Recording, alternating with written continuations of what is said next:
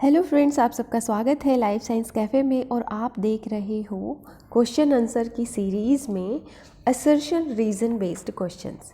Chapter को जो sexual reproduction in flowering plants है उसको हमने काफ़ी कवर कर लिया है, लेकिन ये लास्ट पार्ट है जिसमें हम असर्शन रीज़न बेस्ड क्वेश्चंस करेंगे। उससे पहले आप सबको छोटी दिवाली की बहुत बहुत शुभकामनाएं।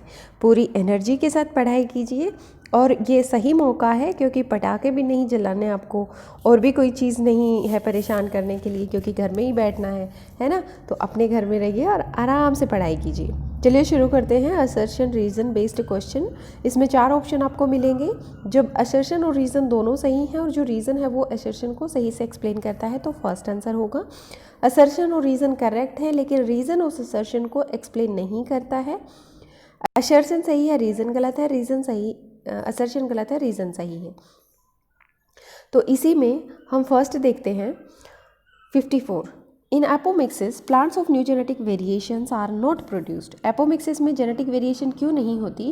क्योंकि एपोमिक्सिस विदाउट फर्टिलाइजेशन जो होते हैं सीड प्रोडक्शन की प्रोसेस है। तो जहाँ पे फर्टिलाइजेशन होता है वहीं जेनेटिक वेरिएशन होती है, इसीलिए जेनेटिक वेरिएशन प्रोड्यूस नहीं होती। In apomixis reductional division take place. जो एपोमिक्सिस होता है उसमें रिडक्शनल डिवीज़न होता है।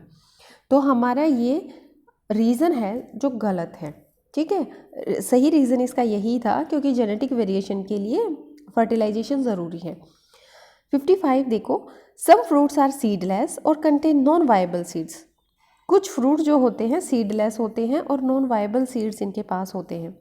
रीज़न इसका है they are produced without fertilisation. ये फर्टिलाइजेशन के बिना प्रोड्यूस होते हैं, बिल्कुल सही है, ये भी सही है। तो ये इसको एक्सप्लेन कर रहा है कि वायबल या सीडलेस फ्रूट तभी होता है जब विदाउट फर्टिलाइजेशन प्रोड्यूस होता है।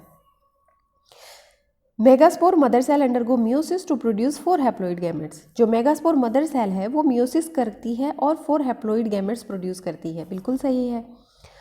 उसके बाद है megaspore mother cell is 2n, meiosis gives haploid structure.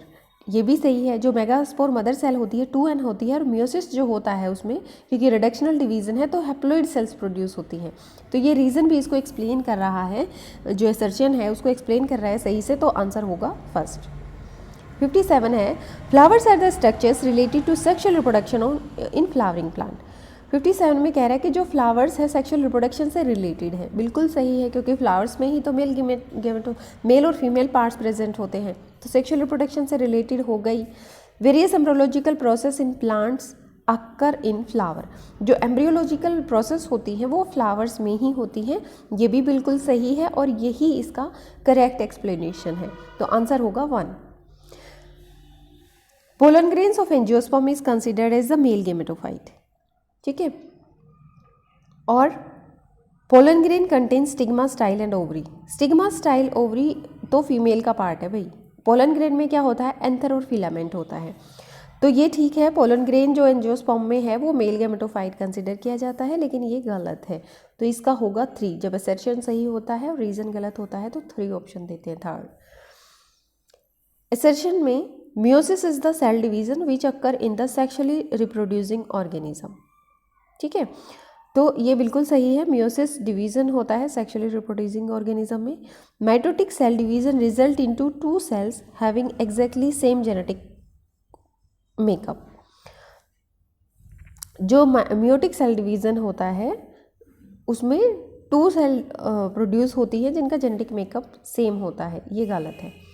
तो फर्स्ट सही है और जो रीज़न है वो गलत है, इसलिए थर्ड ऑप्शन होगा। Autogamy is pollination between 2 flowers. Autogamy क्या है? पोलिनेशन होता है 2 फ्लावर्स के बीच में। गलत बात है क्योंकि ऑटोगेमी तो सेम फ्लावर में ही रिप्रोडक्शन होता है। Xenogamy is pollination between 2 flowers on different plants. Xenogamy होता है वो पोलिनेशन होता है 2 फ्लावर्स के बीच में और वो दोनों फ्लावर्स डिफरेंट प्लांट्स में होते हैं, ये बिल्कुल सही है, तो इसका ऑप्शन आएगा 4।